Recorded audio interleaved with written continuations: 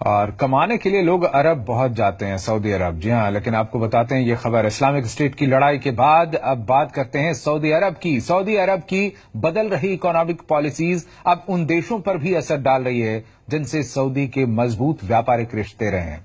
Saudi अरब ने एक नई पॉलिसी के तहत अपनी वीजा फीस 7 गुनी कर दी है, जिसके चलते अब सऊदी में जाकर काम करना भारतीयों समेत उन तमाम लोगों के लिए महंगा पड़ने वाला है जो परदेश में जीविका कमाने जाते हैं।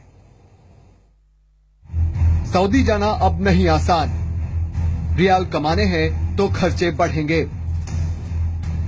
सऊदी सरकार ने बढ़ाई वीजा फीस। पहले से 7 गुना ज्यादा होगा खर्च।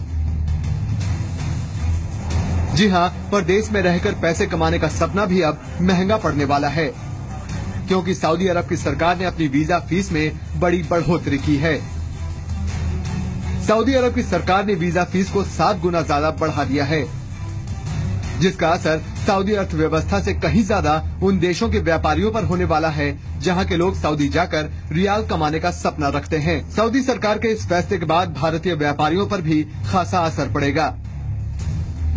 हालांकि सऊदी सरकार का कहना है कि वीजा फीस बढ़ाने का नेगेटिव इम्पैक्ट नहीं पड़ेगा, लेकिन जिन देशों के साथ सऊदी अरब के कारोबारी रिश्ते हैं वो बढ़ी हुई फीस का भुगतान कर सकते हैं। सऊदी अरब की वीजा पॉलिसी और फीस में जो अहम बदलाव हुए हैं, चलिए उनसे आपको रूबरू कराते हैं।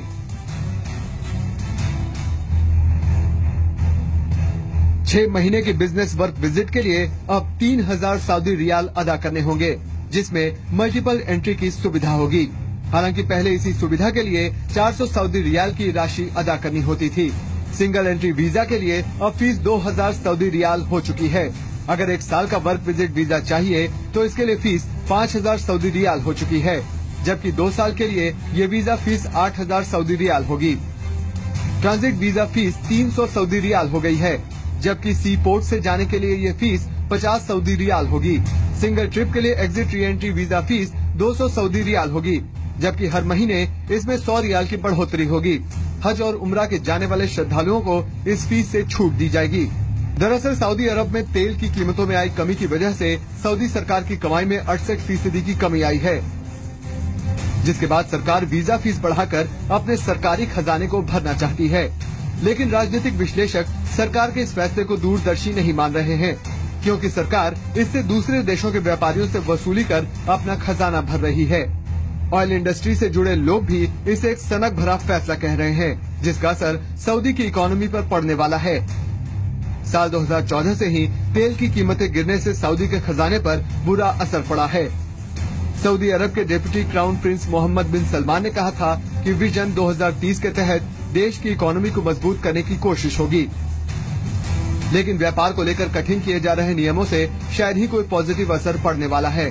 हालांकि सऊदी सरकार को उम्मीद है कि नए नियम पॉजिटिव असर डालने वाले हैं।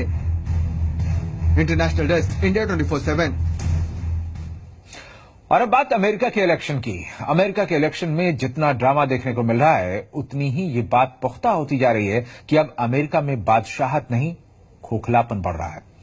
30 सालों से जैसे लीडर्स ने अमेरिका पर राज किया है, उनकी पॉलिसीज डिफेंस ड्रिवन रही है और घरेलू मोर्चे पर वो फेल रहे हैं। और तभी तो अमेरिका जैसे विकसित देश की इकोनॉमी न सिर्फ चीन की ग्रोथ रेट से पीछे हो चुकी है, बल्कि बेरोजगारी, युवाओं में निराशा